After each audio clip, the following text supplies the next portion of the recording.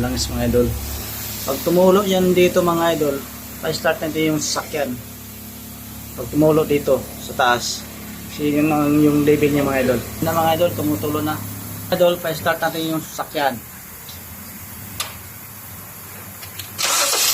Yan. Migo pa yan siya mga idol. Dagdagan pa natin siya konti mga idol kasi kulang pa yung level ng idol. Yan, magdagdag pa tayo sa galing sa machine. Pag tumulo na yan mga idol, tapos nakapark, nakaandar yung sasakyan, yun na yung saktong level mga idol. Yan na siya mga idol, tumulo na. Antayin lang natin siya humihina. Tanggalin itong hose. Ito yung cover niya mga idol. Ito may rubber yan sa mga idol. Kailangan na hindi mawala yung rubber pala hindi tatagas. Yan, nakalagay yan dyan. Yan na mga idol, tumutulo na lang. Pwede natin ito isarado mga idol.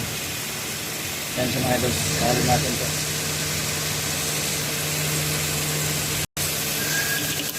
Yan na siya mga idol. Ganun lang kasimple mag-label ng langis ng mga idol. Ito yung Kia Exported mga idol. Sportives. Dito na lang mga idol. Sana may nagdagdag tayo kunting kalaman lang mga idol. Follow more friends, Bulagi Vlog. Yes.